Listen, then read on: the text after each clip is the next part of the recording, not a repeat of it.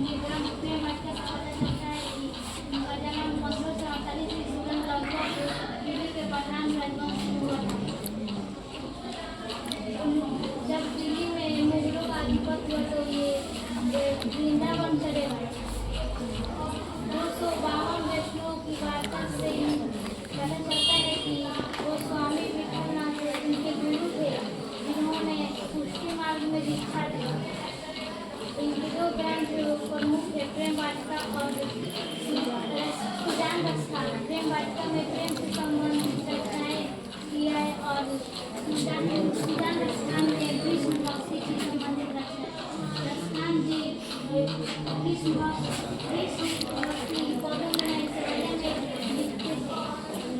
इनसे बहुत खुश होकर तेंदु हरिचंद ने कहा है मुसलमान हरिचंद के कोटि मिंदू वाली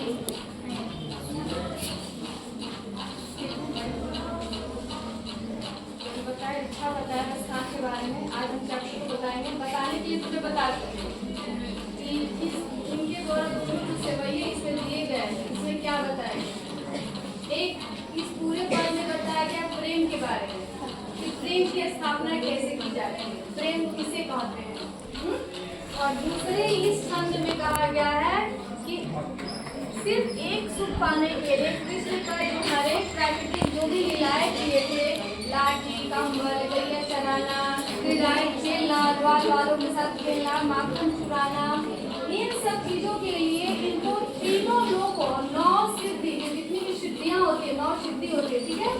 और इसमें लिखा है 9 निधि, सभी सुखों को त्याग देना।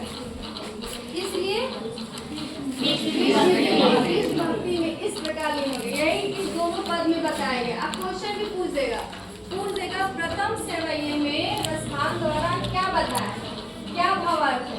तो बताओ कि प्रथम सेवैये, प्रथम इनके द्वारा लिखित प्रथम सेवैये में सिर्फ प्रेम के बारे में बताया गया। प्रेम संबंधी रचनाएं हैं। प्रेम को कैसे, प्रेम क्या है, प्रेम कैसे किया जाता है, किसको कौन सी भक्ति है, किसको जो आजकल के प्रेम है और ये जो प्रेम करते हैं उनमें क्या है, इसके बारे में बताया। और दूसरे बारे में कृष्ण की भक्ति में इस प्रकार लीन हो गया है कि सिर्फ कृष्ण में हो गया कि नहीं हमको कुछ नहीं चाहिए, हमको न राजा बनना है, न तीनों लोगों को सुख चाहिए, न किसी को ज्ञान चाहिए, मुझे सिर्फ ब्रज में रहना है और मेरी ब्रज जब तक मेरी सांसें है इस ब्रज में रहे और साथ अंतिम सांस तक यहीं रहो, मृत्यु भी मेरी यही हो, इसी गोलोक में हो, ये बस चाहते हैं। ठीक है, तो हम आगे बढ़े। रसभान जी द्वारा लिखित जो सेवैया मैं आप पढ़ रही हूँ, ठीक है, समझिएगा। प्रेम आईनी श्री राधिका प्रेम बरन नंद नंद। प्रेम वाटिका के दो मालिन अर्थात रसभान जी कहते हैं कि प्रेम आईनी प्रेम की स्वरूप जी राधा रानी, हाँ हमारी प्रिय राधा रानी जी है और प्रेम के रूप है कृष्ण भगवान, ये दोनों ही। और प्रेम बरन नंदन, प्रेम यानी सामने रहने, प्रेम को धारण करने, प्रेम की स्थापना करने के लिए आपका इस धरती पे जन्म हुआ है। तो नंद नंद का मतलब होता है नंद के बाबा यानी सुपुत्र। क्वेश्चन में पूछता है कि नंद नंद का मतलब क्या है, नंद के बेटे यानी उसको कहा है नंद नंद। तो नंद के बेटे और माता राधा जी, इन दोनों ने प्रेम की स्थापना के लिए यहाँ पे जन्म लिया है, क्योंकि प्रेम से इस धरती को सींचना है। क्योंकि इस धरती पे उनके जन्म से पहले यहाँ पे बहुत ही नफरत, हर जगह अत्याचार, मतलब पीछू व्यवहार होता था, हर तरफ गाली गलौज। एक माँ एक बेटे में माँ बेटे का रिलेशन नहीं रहता था, कोई भी बेटा पीछू गाली गलौज कर देता था, वहाँ लड़ाई झगड़ा, मतलब कि पर्यावरण गाँव शहर कोई शांति पूर्वक नहीं था। हर घर में अशांति थी। लेकिन किस लिए, किस वजह से कि सब एक दूसरे से नफरत करते थे। और वहाँ का राजा कौन था, कंस था। वो चाहता था कि भगवान को ना कोई माने, मुझे माने, उसको ही भगवान की मैं ही सब ज्ञाता हूँ, सब कुछ हूँ। और इस प्रकार टॉर्चर वो करता था कि अन्य अलग अलग प्रकार के कर देना, ये देना। अब कोई भी सारा चीज तुमको करके रूप में दे दे, कुछ भी तो चाहिए। पहले तो पैसा नहीं था, पहले मुद्राएं चलती थी, सोने की मुद्राएं चलती थी, वो चीज भी जो बहुतों के पास अफोर्ड नहीं होता था, तो सामान के बदले सामान उपहार के रूप में अगर कोई किसान के पास अनाज हो रहा है तो 4 हिस्सा उसको दिया जाएगा, उसमें से 3 हिस्सा कंस ले जाएगा, 1 हिस्सा जिसका है वो उसका रहेगा। चाहे वो कोई सामान बेच रहा हो, मान लो कोई हलवाई है, कोई सामान बेच रहा है, तो उसमें से वो हिस्सा उधर जाएगा, मतलब जो चीज वो कार्य कर रहा है उसमें से वो 3 हिस्सा राजा कंस लेते थे। इस प्रकार उनका दोहन होता था, सब कहते थे प्रभु आपको अवतार लीजिए।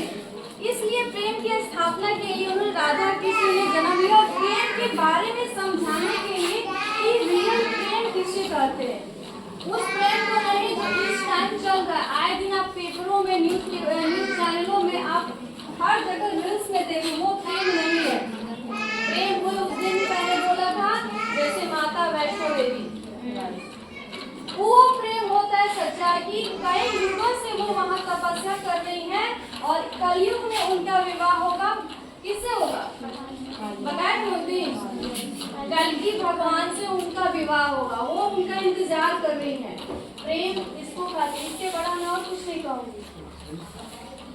प्रेम प्यार मांगता है, समर्पण मांगता है, ये नहीं कि जैसे कि चाइनीज माल होता है यूज किए और ये कर दी, ये नहीं, जो आज के टाइम में हो रहा है इसको प्रेम नहीं कहता। और इसी चीज की स्थापना की प्रेम भक्ति है, श्रद्धा है। हम प्रेम कई प्रकार का होता है, हम प्रेम भाई भाई से भी करते हैं, भाई बहन से भी करता है, माँ बेटा माँ बेटे में भी होता है। सब प्रेम का अलग अलग रूप है, स्वच्छ है। उसी प्रेम के स्थापना के लिए कृष्ण और राधा, क्योंकि हम जैसे लोग करेंगे तो लोग कोई मानता नहीं, तो उस दिन बोले कि जब हम कुछ औहदे पे नहीं रहते हैं तो कोई कुछ बोलेंगे तो हमारे घर के लोग ही नहीं मानेंगे। ज्यादा ज्ञान बांटने वाली हुई है, हुआ है, ढेर ज्ञान पढ़ लिख ली है तो ढेर ज्ञान बांट रही है, कहता है ना, वही तुम थोड़ा कुछ कर लो, जॉब हासिल कर लो, कुछ अच्छे औहदे पे आ जाओ, औहदे मतलब कुछ पोस्टिंग पे आ जाओ, अब तक वही सेम बात अपने घर वालों को बोलो, सब मानेगा। नहीं नहीं, ये पढ़ी लिखी है, जो समझ के बोल रही है, तो थोड़े बोलेगी, सब बात मानेगा, होता है ना। वही चीज राधा कृष्ण, ऐसे लोग बहुत लोग उसमें के समझाने के लिए कोई किसी की बात नहीं मानता था।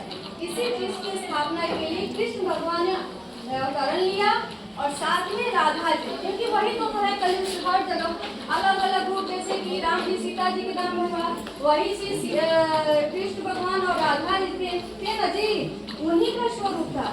फिर अभी भी है, तो इसी चीज की स्थापना के लिए है। इसका एग्जाम्पल इससे सेट किया, जैसे माली मालिन वन, इट मीन्स कि जिस प्रकार एक माली और मालिन दोनों मिलकर एक कपल रूप में, युगल रूप में एक बागीचे की रखवाली करते हैं, सही रहता है ना। तब देखो मालिन द्वारा रखने के बागीचे की जो अनावश्यक चीजें उसको काट के फेंकते हैं, अच्छे रखना की जो चीजें, मतलब कि सुंदरता बनाए रखना, ठीक ऐसे ही हमारे राधा कृष्ण जी कर रहे हैं। क्लियर? फिर आगे बोल रहे हैं, और ये सारी चीजें कौन बोल रहा है? रसखान जी, ठीक है, रसखान जी बोल रहे हैं। फिर आगे बोल रहे हैं, मोहन छवि रसखानी लखी अब दृश्य अपने नाही। मोहन छवि, यानी देखो रसखान जी बोल रहे हैं, मोहन की छवि किस प्रकार मेरे मन में, मेरे हृदय में, मेरे रोम रोम में बस गया है, राधा और कृष्ण की छवि, कि मैं, मेरा शरीर, मेरी आत्मा, मेरी आंखें, मेरा अब कुछ नहीं रहा, सब चीज कृष्णमय हो गया। कृष्ण कृष्ण राधा कृष्ण की ऐसे हो गया ना कि एक वक्त हर जगह राधे कृष्ण का जाप करते थे। कौन? इसीलिए बोले मोहन छवि, मोहन का जो स्वरूप है, कृष्ण भगवान का जो रूप है, रस खाने में इस प्रकार अलंकृत लग रहा है कि इसको मैं देखकर मैं मंत्र मुक्त हो गया। इसलिए बोले मोहन, देखो मेरी लैंग्वेज पकड़ो, मोहन छवि रस खानी लखी अब दृग अपने, अपना ही दृग, दृग मतलब नयन दृष्टि, मेरी ही दृष्टि अब मेरी अपनी नहीं रही है, ये कृष्ण भगवान की हो गई है। इसलिए मोहन छवि रस खाने में जब से कृष्ण के माला, जब से मैं कृष्ण के प्रति उद्बुद्ध खोया हूँ, तब से मेरा सब कुछ अपना नहीं है, सब कुछ कृष्ण का हो गया, सब कुछ राधा जी का हो गया है। ये कौन बोल रहा है? रसखान जी। फिर बोले अच्छी आवत, अच्छी आवत धनुष से छूटे सर से झाई, यानी इसका मीनिंग ये हुआ, स्टॉप करो तो थोड़ा सा। फिर बोल रहे हैं रसखान जी की अच्छे आवत धनुष से छूटे सर से जानी। इट मीन्स रसखान जी बोल रहे हैं कि अच्छे अवयन की इस प्रकार में कृष्ण में डूबा हुआ हूँ, राधा कृष्ण में डूबा हुआ हूँ कि मैं क्या खड़ा हुआ कृष्ण में, राधा कृष्ण पर जा करूँ। जहाँ देख रहे वहाँ लग रहा है कि यहाँ किसी गैया चरा रहे, यहाँ माखन खा रहे हैं चुरा के, वहाँ पे ये लीला गान कर रहे हैं, मतलब सारी चीजें वो इस प्रकार वो अंदर बाहर सब जगह से कृष्ण हो गए कि कोई अगला व्यक्ति इनको धनुष से भी मार रहा है ना, पास से गुजर रहा है, लेकिन थोड़ा सा भी वो धनुष मुझे नुकसान पहुंचा देगा, इस प्रकार हो गया। बोले अच्छे आवत, यानी यहीं से आवत के सामने से धनुष छूटे हुए बाण होते आ रहे हैं, फिर भी मैं इस प्रकार बचाने वाले तो ऊपर वाले हैं। जब भक्ति भी तो श्रद्धा देखती है ना, किसका निश्चल एक निस्वार्थ भक्ति है, कौन भक्ति में खोट है, सब चीज देखते हैं, लैंग्वेज से सब पकड़ा जाएगा। फिर आगे बोल रहे हैं कि यहाँ तक में चौथी पांचवी मोह मानिक मोहन मानिक ले गयो। मोहन मोहन या मोह यानी कि कृष्ण भगवान, उस कृष्ण भगवान ने मोह यानी मेरा मन ले गयो, यानी चुरा लियो, ले गयो।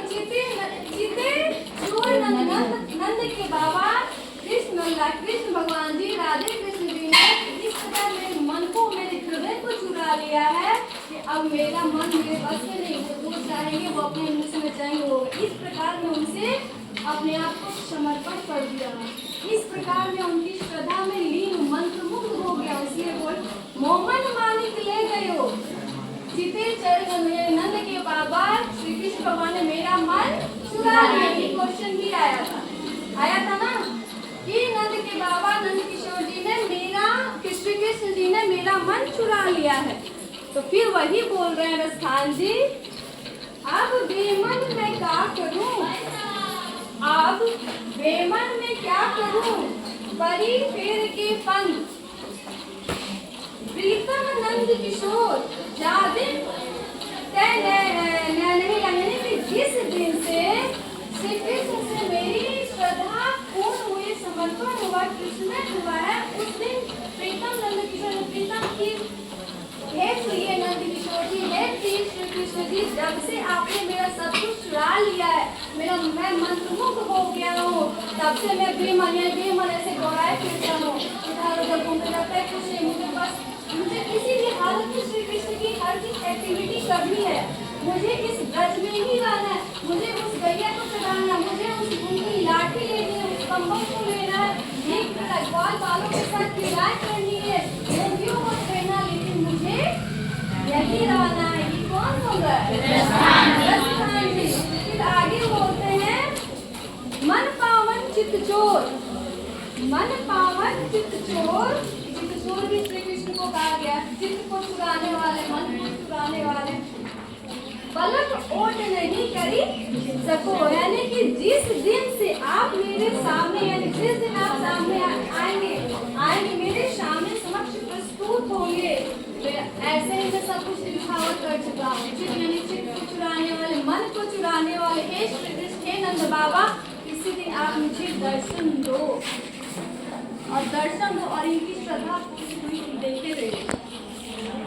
इसलिए दिन का नाम है, इसीलिए इनका नाम है। ये श्री कृष्ण भगवान से जो सच्चे मन से कोई भी भगवान की भक्ति करता है, वो उनको दर्शन जरूर देता है। जैसे कि कबीर जी देखे थे ना, उनके बारे में तो पढ़ोगे, हम उधर नहीं जाएंगे, बता रहे हैं जो भी सच्चे हृदय से भगवान की, प्रभु की आराधना करेगा, उनकी भेंट जरूर होगी। और जरूरी नहीं कि उसी रूप में आ जाए, और जिस रूप में बंदा, जिस रूप में उनकी आराधना करे, उसके इस प्रकार इस पद की पूरी व्याख्या खत्म। क्लियर? आगे बढ़े। फिर बोल रहे हैं कि दूसरा परिणाम पढ़ते हैं।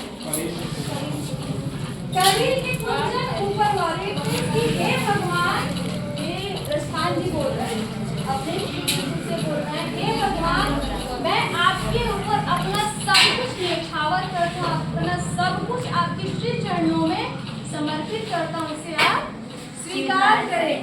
फिर आगे बढ़ते हैं। या लकुटी अरुकामरिया, या लकुटी अरुकामरिया पर राज तिरुपुर की ताजी डालो। यानी कि या लकुटी यानी लकुटी लाठी, ठीक है। कमरिया यानी कि कमर बांधने वाला, ठीक है, कंबल, वो सब, ये सब कुछ मिल जाए तो यानी कि राज तिरुपुर की ताजे, सब कुछ मैं त्याग सकता हूँ। सारे राज का जो सुख सुविधा मुझे मिलती है, मुझे ये प्राकृतिक सुख सुविधा नहीं चाहिए, मुझे बस ये कृष्ण की समान मिल जाए, मैं सब कुछ त्याग कर सकता हूँ। ये कौन बोल रहा है? रसखान जी बोल रहे हैं। फिर बोले आठवों सिद्धि नौ निधि को सुख। आठवों सिद्धि, 8 सिद्धियां होती है, क्लियर है, ठीक है।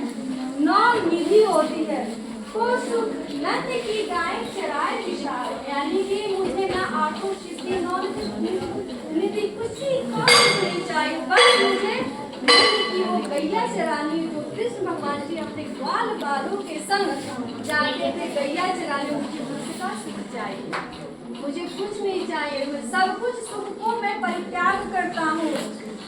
फिर आगे बोलते हैं रसखान जी, रसखानी कबो इन आखिन सो, रसखानी कबो इन आखिन सो, ब्रज के बनबाग तड़ाग निहारो।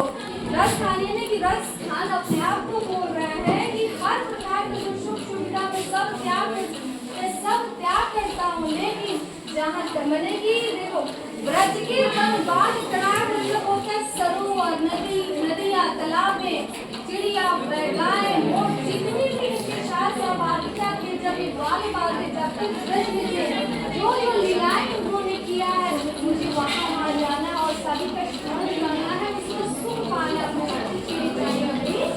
लाइफ में। कौन बोल रहा है? रसखान। फिर आगे बोलते हैं कोटिक रोग के नाम, कोटिक रोग के नाम